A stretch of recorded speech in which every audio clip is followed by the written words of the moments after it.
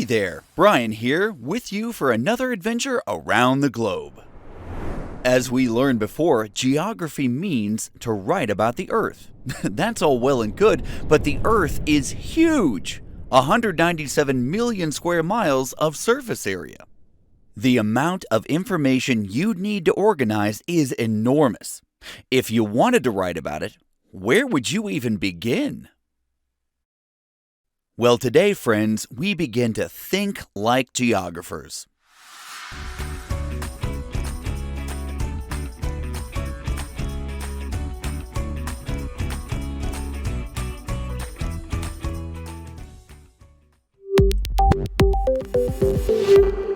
If you were going to describe your home to someone who has never seen it, you might begin by talking about what the different rooms in your home are like. The living room, the kitchen, the bedrooms, the bathrooms. Let's say you want to describe your living room. You might start by saying where it is in your home. Maybe it's the first room you see when you walk through the front door. You might describe how your living room is decorated or how it's used. Maybe your dad likes to sit on the couch and watch football on TV. You might describe the different areas within your living room. Maybe there's a workspace with a desk. Maybe there's a section with a table where you eat your meals. You might describe the activities that bring you to the living room. When you're there, what do? What objects do you interact with? What other questions could help you describe your living room? Write a response in your lesson guide.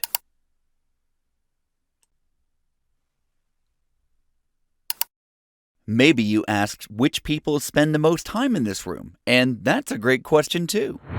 This approach is what geographers do when they want to describe a place on the Earth. Although these questions may seem random, they're not. They come from the themes of geography: location, character, region, movement, and interaction. Today, we'll unpack the first two: location and character. Our learning goals are to describe a place's absolute and relative location and to describe its physical and human characteristics.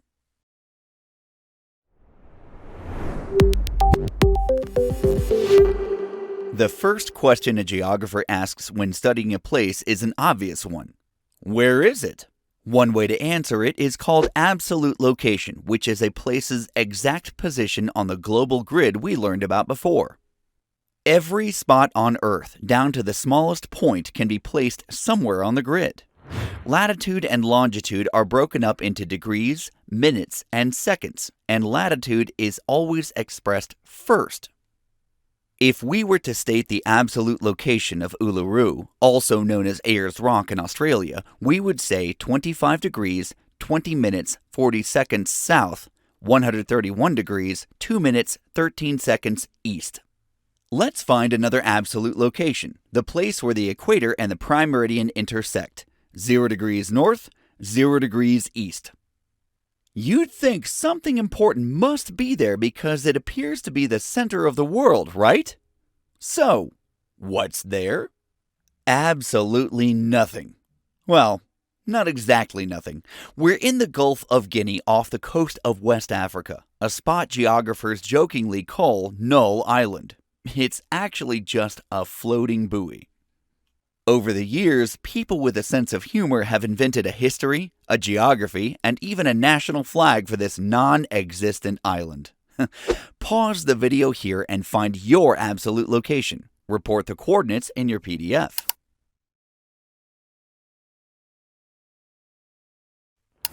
Let's check out a few more locations. This is Mount Kilimanjaro at 3 degrees, 4 minutes, 3 seconds south, 37 degrees, 21 minutes, 20 seconds east. And this is John, a member of the Mia Prep Geography team and real-life explorer, standing on its peak. At 51 degrees, 10 minutes, 59 seconds north, 1 degree, 50 minutes, 12 seconds west, you can find the Neolithic monument of Stonehenge near Salisbury, England. And this is 42 degrees, 8 minutes, 32 seconds north, 102 degrees, 51 minutes, 29 seconds west. Welcome to Carhenge, Nebraska. Yeah, it's a real thing. A bit like Stonehenge, only much newer and more automotive. Another way to answer the "where is it" question is called relative location. Uluru, for example, is located in the southern part of the Northern Territory in Central Australia, about 335 kilometers southwest of Alice Springs, the closest town via this highway. There's only one way to describe a place using absolute location, but it can be described in many ways using relative location. You might say that Carhenge is located in the High Plains region of the United States, near the city of Alliance, Nebraska, but that's for people who don't know the area. If you're from the Cornhusker State, you might say that Carhenge is on the east side of Highway 87, 3 miles north of Alliance, midway between Logan and Madison roads. Or if you're a real tree planter, you'd probably just say it's over at Jim Reinder's place.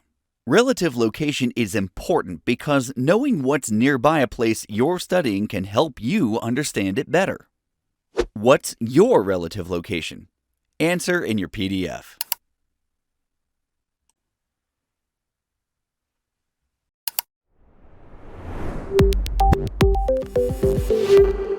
Every place has features that distinguish it from other places. Geographers are interested in understanding what makes a place distinct and what's familiar about it. Describing the character of a place involves two different sets of traits: its physical characteristics and its human characteristics. Physical characteristics are things like terrain, landforms, climate, and ecosystems. Human characteristics have to do with behaviors. How many people live in, work in, or visit a place? What are the local languages, customs, and beliefs? What is the government like? What keeps the economy running?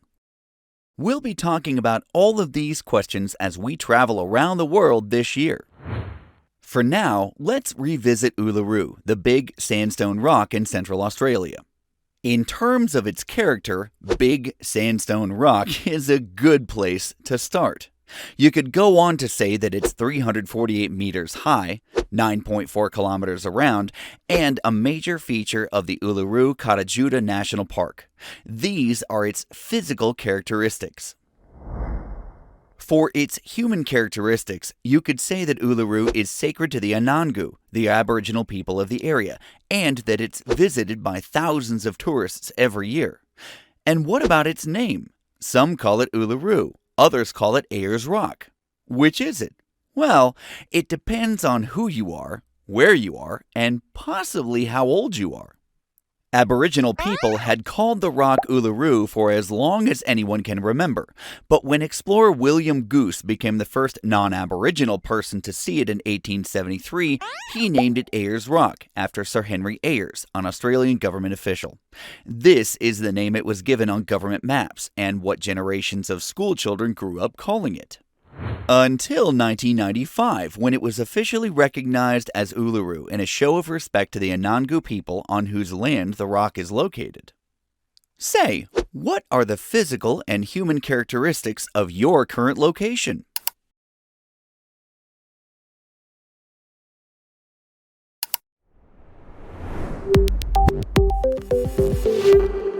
As you continue in your study of geography, use location as your starting point when you want to describe a place.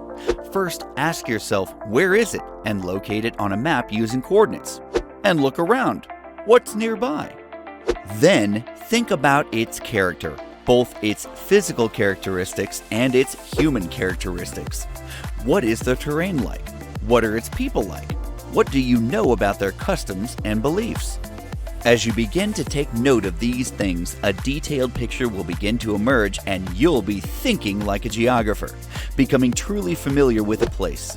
You might even notice the world around you beginning to come alive. In our next lesson, we'll talk about the remaining 3 themes of geography: regions, movement, and interaction. Until then, just like John, keep exploring.